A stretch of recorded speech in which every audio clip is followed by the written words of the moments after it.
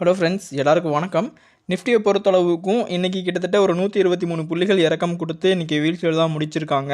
Bank நிஃப்டியும் வந்துட்டு இன்றைக்கி இறக்கத்தில் தான் இருந்திருக்காங்க. ப்ரைவேட் ஓரளவுக்கு ஸ்டெபிளாக இருந்தாலும் பிஎஸ்யூ பங்குகள் வந்துட்டு இன்றைக்கி ஓரளவுக்கு 0.35% வந்துட்டு இறக்கத்தில் முடிச்சிருக்காங்க. ஃபினான்ஷியல் நிஃப்டியை பார்க்கும்போதும் வந்துட்டு கிட்டத்தட்ட ஒரு 178 புள்ளிகள் இறக்கத்தில் முடிச்சிருக்காங்க. ஃபுல்லாகவே வந்துட்டு செல்லர் கைவசம் தான் மூவ் ஆயிருக்கு. ஓகேங்களா? அடுத்ததான் உங்களுக்கு ஒரு யூனிக்கான கொஸ்டின், யாரெல்லாம் என்ன மைண்ட் செட்டில் இருக்கீங்க அப்படிங்கிறத பற்றி பார்க்கலாம். நீங்கள் சொல்லுங்கள், private company based mutual fund பெஸ்ட்டா, இல்லை இண்டெக்ஸ் ஃபண்டுங்கிறது பெஸ்ட்டா, இல்லை இண்டெக்ஸ் ஃபண்டு பேஸ் பண்ணி இருக்க பீஸ் இன்வெஸ்ட்மெண்ட் பெஸ்ட்டா அப்படிங்கிறத பற்றி உங்களோட ஒப்பீனியன் என்ன அப்படிங்கிறத மறக்காமல் கமெண்ட்டில் சொல்லுங்கள். நாளைக்கு மார்னிங் இதை பற்றி ஒரு பியூட்டிஃபுல்லான வீடியோ வரப்போகுது. அதுக்கு இந்த ரெஃபரன்ஸ் எனக்கு ரொம்ப ரொம்ப யூஸ்ஃபுல்லாக இருக்கும். ஓகேங்களா? மறக்காமல் கமெண்ட் பண்ணிவிட்டு ஸ்டார்ட் பண்ணுங்கள் வீடியோ பார்க்குறதுக்கு. அடுத்ததாக நம்ம இண்டிவிஜுவல் ஸ்டாக்ஸில் வந்து சில முக்கியமான இன்ஃபர்மேஷனை பற்றி தான் இந்த வீடியோவில் பார்க்க போகிறோம். அதில் ஃபஸ்ட்டு பார்க்க போகிறது வந்துட்டு பேடிஎம் பற்றி. பேடிஎம்மில் வந்துட்டு நம்ம இவ்வளோ நாள் எதிர்பார்த்த ஒரு முக்கியமான அப்டேட் அப்படின்னு தான் சொல்லணும். National payment corporation of India வந்துட்டு அவங்களுக்கு அப்ரூவல் கொடுத்துருக்காங்க யூபிஐ சர்வீஸை வந்துட்டு இவங்க ரன் பண்ணுறதுக்காக. ஆனால் அதில் சில வரைமுறைகளையும் வகுத்துருக்காங்க. இது மூலமாக பேடிஎம் ஒரு தேர்ட் பார்ட்டி அப்ளிகேஷனாக வந்துட்டு செயல்பட போகுது. இவங்களோட இன்டர்மீடியேட்டரி பார்ட்னர்ஷிப் பேங்க்னு பார்க்கும்போது Axis bank, HDFC bank, state bank and Yes பேங்காக வந்துட்டு இருக்கும் அப்படிங்கிற மாதிரி குறிப்பிட்டிருக்காங்க. கூடுதலாக எஸ் பேங்க் வந்துட்டு இனி @பேடிஎம் அப்படின்னு யூஸ் பண்ணிட்டு இருந்த அட்ரஸை வந்துட்டு இனி @எஸ் பேங்க் அப்படிங்கிற மாதிரி யூஸ் பண்ணுறதுக்கான பெர்மிஷனை வந்துட்டு கொடுத்துருக்காங்க. ஓகேங்களா? இது பேடிஎம்மை பொறுத்தளவுக்கும் மிகப்பெரிய ஒரு நல்ல நியூஸ். அது மட்டும் இல்லாமல் நிறையா ஃபேமஸ் புரோக்கரிங் கம்பெனிஸ் எல்லாம் வந்துட்டு இப்போ பேடிஎம்க்கு அகைன் பை கால் கொடுக்க ஆரம்பிச்சிருக்காங்க. எதிர்பார்க்குற டார்கெட் வந்துட்டு கிட்டத்தட்ட 500 ரூபாய்க்கு மேலே போகிறதுக்கான வாய்ப்புகள் இருக்குது அப்படிங்கிற சொல்லியிருக்காங்க. இன்றைக்கி கிட்டத்தட்ட 5% அப்பாசிக்கிட்ட ஹிட் பண்ணியிருக்காங்க. ஸோ தொடர்ந்து வந்துட்டு இனி பேடிஎம்மில் நல்ல ஒரு காலம் அப்படிங்கிற மாதிரி ஓப்பனாக நம்ம சொல்லலாம். ஸோ தொடர்ந்து வந்துட்டு மேலே போகிறதுக்கான வாய்ப்புகள் இருக்குது. ஆனால் முந்தைய ஹைக்கு போவாங்களா அப்படிங்கிற ஒரு கொஸ்டின் மார்க்கும் இருக்குது. ஏன்னா முக்கியமான அவங்களோட பிஸ்னஸான லெண்டிங் பிஸ்னஸை வந்துட்டு இப்போ முடக்கியிருக்காங்க. அது இந்த பங்கு கண்டிப்பாக ஒரு பெரிய ஒரு இழப்பை ஏற்படுத்தும். ரிசல்ட்டில் வந்துட்டு ஒரு பெரிய டிஃப்ரென்ஸை கொடுப்பாங்க. அதனால் வந்துட்டு நெக்ஸ்ட் குவார்ட்டர் ரிசல்ட் வந்ததுக்கப்புறமா நம்ம இதில் இன்வெஸ்ட் பண்ண ஸ்டார்ட் பண்ணலாம் அப்படிங்கிறது என்னோட ஒப்பீனியன். ஸோ வெயிட் பண்ணுங்கள். ஓகேங்களா? அடுத்ததாக டாடா குரூப் வந்துட்டு டிஸ்னி கிட்ட சில பேச்சுவார்த்தைகளில் ஈடுபட்டிருக்கதா வந்துட்டு முக்கியமாக நியூஸ் பரவி இருக்குது.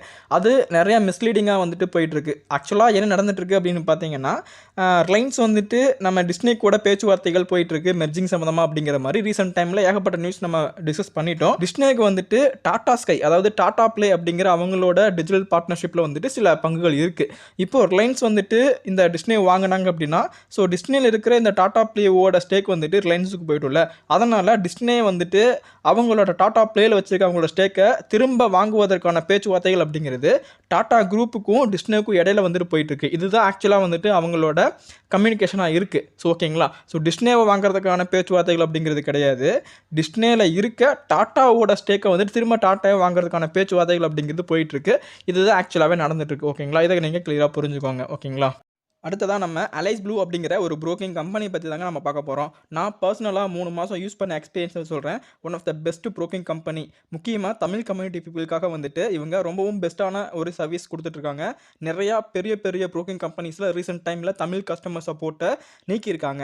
இவங்க கண்டினியூவாக வந்துட்டு தமிழ் சப்போர்ட்டிங் சர்வீஸை ரொம்ப ரொம்ப ஃப்ரெண்ட்லி மேனரில் ப்ரொவைட் பண்ணிட்டுருக்காங்க. நீங்கள் ஒரு பிகினராக இருந்தாலும் சரி, ப்ரோ ட்ரேடராக இருந்தாலும் சரி, கண்டிப்பாக இவங்க கிட்ட உங்களால் எக்ஸட்ரா ப்ராஃபிட் மேக் பண்ண முடியும். ஏன்னா நான் என்னோட எக்ஸல் ஷீட்டில் வந்துட்டு டிஃப்ரென்ஸ் ரொம்பவும் கிளியராக பார்க்க முடிஞ்சிச்சு. இதுக்கான காரணம் இவங்க ஈக்விட்டி டெலிவரிக்கும் மியூச்சுவல் ஃபண்ட் ஐபிஓக்கெல்லாம் வந்துட்டு ஃப்ரீ ஆஃப் காஸ்ட் 0 கமிஷனில் பண்ணி கொடுத்துட்ருக்காங்க. Intraday, equity, commodity, currency and future ஆப்ஷன்ஸ்க்கு வந்துட்டு இவங்க ரொம்ப ரொம்ப கம்மியான ஃபீஸ் 15 ரூபீஸ் சார்ஜ் பண்ணுறாங்க. எனக்கு தெரிஞ்சு மற்ற ப்ரோக்கிங் கம்பெனிஸ் எல்லாமே 20 ரூபீஸ் சார்ஜ் பண்ணுவாங்க.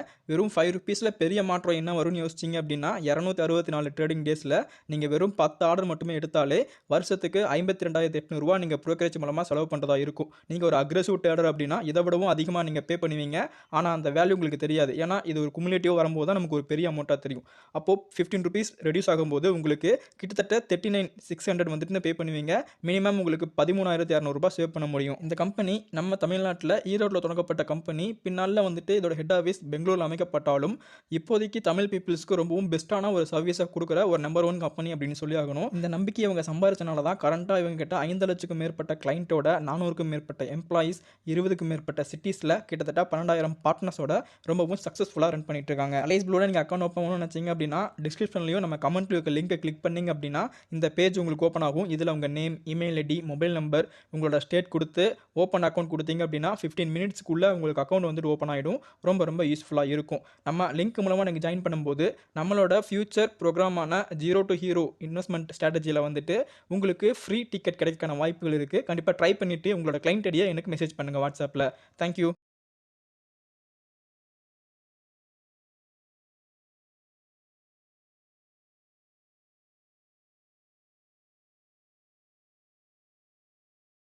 அடுத்ததாக அசோக் லேலண்ட் தரப்புலேருந்து முக்கியமான தகவல் கிடச்சிருக்குங்க. அவங்க ஹிந்துஜா டெக்கில் கிட்டத்தட்ட $50 மில்லியன் இன்வெஸ்ட் பண்ணியிருக்காங்க. இது ஒரு நியூஸ். எதுக்காக அப்படின்னா இவங்களோட R&D ரிலேட்டடான சர்வீஸுக்காக வந்துட்டு இந்த ஒரு இன்வெஸ்ட்மெண்ட் பண்ணியிருக்காங்க. அடுத்ததாக அசோக் லேலண்ட் வந்துட்டு கிட்டத்தட்ட 19.6% ஸ்டேக்கை வந்துட்டு ஹிந்துஜா டெக்கில் வாங்கியிருக்காங்க. இதோட வேல்யூ கிட்டத்தட்ட $255 மில்லியன் அப்படிங்கிற மாதிரியும் குறிப்பிட்டிருக்காங்க. ரீசெண்ட் டைமில் அசோக் லேலண்ட் வந்துட்டு கொஞ்சம் அப்டென்ட் போகிறதுக்கான ஒரு வாய்ப்பு வந்துச்சு. ஆனால் திரும்பவும் வந்துட்டு அது சைடு வேஸில் மூவ் பண்ண ஸ்டார்ட் பண்ணியிருக்காங்க. ஆனால் வந்துட்டு நல்லாவே பர்ஃபார்ம் பண்ணிகிட்ருக்காங்க. இருந்தாலும் வந்துட்டு அசோக் லேலண்ட் திரும்பவும் அதே இடத்துல இருக்காங்க. ஸோ இது வந்துட்டு ஒரு அக்குமுலேட் ஜோன் தான் எனக்கு தோணுது. ஸோ சின்னதாக நீங்கள் டெய்லியும் மந்த்லி அக்குமுலேட் அப்படிங்கிறத பண்ணுங்கள். நல்ல விதமான இம்ப்ரூவ்மெண்ட் கொடுக்க போகிற ஒரு பங்கு தான் இதுவும். ஓகேங்களா. அடுத்ததாக கிராம்ப்டன் கிரீவ்ஸ் கன்சூமர் எலக்ட்ரானிக்ஸ் கம்பெனிக்கு கிட்டத்தட்ட 3 ஸ்டேட் கவர்மெண்ட்லேருந்து நல்ல ஒரு ஆர்டர் கிடச்சிருக்குங்க.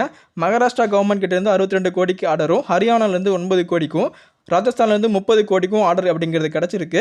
இந்த ஆர்டர் வந்துட்டு எதுக்காக அப்படின்னு பார்த்தீங்கன்னா அவங்களோட சோலார் போட்டோவால்டிக் வாட்டர் பம்பிங் சிஸ்டமுக்காக வந்துட்டு இந்த இன்வெஸ்ட்மெண்ட் அப்படிங்கிறத குறிப்பிட்டிருக்காங்க. அதோட சப்ளை, இன்ஸ்டாலேஷன், டெஸ்டிங், கமிஷனிங் எல்லாமே வந்துட்டு கிராம்ப்டன் கம்பெனி கிட்ட தான் ஒப்படைச்சிருக்காங்க அப்படிங்கிறதையும் வந்துட்டு ரொம்பவும் கிளியராக இப்போது அவங்க ஃபைலிங்கில் குறிப்பிட்டிருக்காங்க. அடுத்ததாக ரயில்டெல் கார்பரேஷன் கிட்டேருந்து ஒரு முக்கியமான தகவல், ஒரு நியூஸ் கிடச்சிருக்குங்க. அவங்களுக்கு ஒரு ஆர்டர் கிடச்சிருக்கு.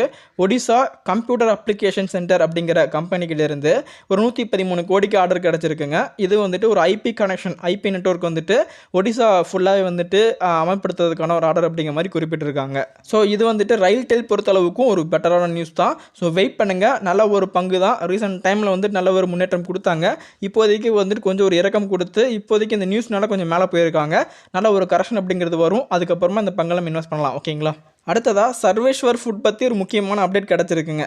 இந்த பங்கை பற்றி கரெக்டாக மார்னிங் தான் ஒரு நண்பர் கேட்டிருந்தாருங்க. ஏன்னா நம்ம அந்த எல்டி ஃபுட்ஸ் பற்றி ஒரு வீடியோ போட்டிருந்தோம்ல, அதில் வந்துட்டு இந்த கம்பெனியை பற்றி ஒரு நண்பர் கேட்டிருந்தாரு. அதுக்கு ஏற்ற மாதிரி இன்றைக்கி ஒரு நல்ல ஒரு நியூஸ் வந்திருக்குங்க. இவங்களுக்கு வந்துட்டு ஆஃப்ரிக்காவுக்கு ஒயிட் ரைஸை எக்ஸ்போர்ட் பண்ணுறதுக்கான ஆர்டர் அப்படிங்கிறது கிடச்சிருக்கு. கிட்டத்தட்ட $6 மில்லியன் இந்த ஆர்டர் அப்படிங்கிறது சைன் ஆயிருக்கு. நம்ம நாட்டு மதிப்படி பார்த்தோம் அப்படின்னா கிட்டத்தட்ட ஒரு 50 கோடி வரைக்கும் இருக்கும் அப்படிங்கிற மாதிரி குறிப்பிட்டிருக்காங்க. ஸோ இந்த கம்பெனியை பற்றி பார்க்கும்போது இவங்க மேக்ஸிமம் வந்துட்டு இந்த மாதிரி ரைஸ் ரிலேட்டடான பிஸ்னஸ் தான் பண்ணிகிட்டு இருக்காங்க. நம்ம மேக்ஸிமம் ஃபோக்கஸ் பண்ணுறது இந்த மாதிரி கம்பெனிகளை தான். எதுக்காக அப்படின்னா ஸோ எக்ஸ்போர்ட்டில் வந்துட்டு அதிகப்படியான டாலர் இன்வெஸ்ட்மெண்ட் அப்படிங்கிறது நமக்கு வரும். அப்போ பார்க்கும்போது வந்துட்டு நமக்கு ரெவன்யூ வந்துட்டு கம்பெனி நல்ல விதமான ஜென்ரேஷன் இருக்கிறதுக்கான வாய்ப்புகள் அதிகமாக இருக்குது. இப்போதைக்கு அந்த ரைஸ் எக்ஸ்போர்ட், இம்போர்ட் அதை வந்துட்டு டிஸ்ட்ரிபியூட் பண்ணுறதில்ல. ஸோ அரசில் வந்துட்டு அதிகமான வரி அப்படிங்கிறத விதிச்சிருக்காங்க. ஏன்னா ரீசெண்ட் டைமில் வந்த சில பிரச்சனைகள்னால. ஓகேங்களா. அதனால் வந்துட்டு இப்போதைக்கு இந்த மாதிரி ரைஸ் சம்மந்தப்பட்ட பங்குகள் வந்து நல்ல ஒரு இறக்கம் கொடுத்துருக்காங்க. எக்ஸாம்பிளுக்கு வந்து நம்ம ஆல்ரெடி ஃபோக்கஸ் பண்ணிகிட்டு இருக்க இந்த கேஆர்பிஎல் கம்பெனி எடுத்துக்கலாம். ஸோ அந்த கம்பெனியும் வந்துட்டு நல்ல ஒரு இறக்கம் தான் கண்டினியூஸாக கொடுத்துட்டு இருக்காங்க. அந்த வகையில் பார்க்கும்போது வந்துட்டு இப்போது இந்த மாதிரி ரைஸ் சம்மந்தப்பட்ட பங்குகள் இன்வெஸ்ட் பண்ணுறது எனக்கு தெரிஞ்சு பெட்டராக இருக்கும் அப்படின்னு தோணலை. இருந்தாலும் எல்டி ஃபுட்ஸை பற்றி நம்ம பேசணும். அதுக்கான முக்கியமான காரணம் வந்துட்டு அவங்க ஒரு ஸ்விங் லோவில் இருக்காங்க. ஸோ அந்த ஒரு காரணத்துக்காக வந்துட்டு கொஞ்சம் மேலே போகும் வாய்ப்புகள் இருக்குது. மேபி அதுவும் வந்து ஒரு ட்ராப்பாக இருக்க கூட வாய்ப்புகள் இருக்குது. ஏன்னா இந்த மாதிரி ஒரு கஷ்டமான சூழ்நிலையில் வந்துட்டு அந்த ரெஸ்பெக்ட் பண்ணிவிட்டு அந்த ஒரு சப்போர்ட்டை ரெஸ்பெக்ட் பண்ணி மேலே போவாங்களா அப்படிங்கிற குழப்பமும் இருக்குது. ஸோ வெயிட் பண்ணி நல்ல ஒரு இம்ப்ரூவ்மெண்ட் கொடுத்தாங்க அப்படின்னு நம்ம கன்சிடர் பண்ணலாம். இப்போதைக்கு வெயிட் பண்ணலாம் அப்படிங்கிறது என்னோட ஒப்பீனியன். ஓகேங்களா. இதை பற்றி நீங்கள் நினைக்கிறீங்க அப்படிங்கிறத மறக்காம கமெண்ட்டில் சொல்லுங்கள். சரிங்களா. அடுத்ததாக கேபிஐ கிரீன் எனர்ஜி கம்பெனிக்கு ஒரு முக்கியமான ஆர்டர் வந்துட்டு குஜராத் உர்ஜா விகாஸ் நிகாம் கம்பெனி கிட்ட இருந்து கிடச்சிருக்கு. Win solar hybrid power project அப்படிங்கிற மாதிரி குறிப்பிட்டிருக்காங்க. ஆல்ரெடி இந்த ப்ராஜெக்ட் பற்றி நம்ம டிஸ்கஸ் பண்ணியிருக்கோம். இப்போ இதில் வந்து சக்ஸஸ்ஃபுல்லாக வின்னர் அப்படிங்கிற மாதிரி அறிவிச்சிருக்காங்க. இந்த ப்ராஜெக்டோட மதிப்பு என்ன அப்படின்னு பார்த்தீங்கன்னா கிட்டத்தட்ட 500 மெகாவாட் அப்படிங்கிற மாதிரி குறிப்பிட்டிருக்காங்க.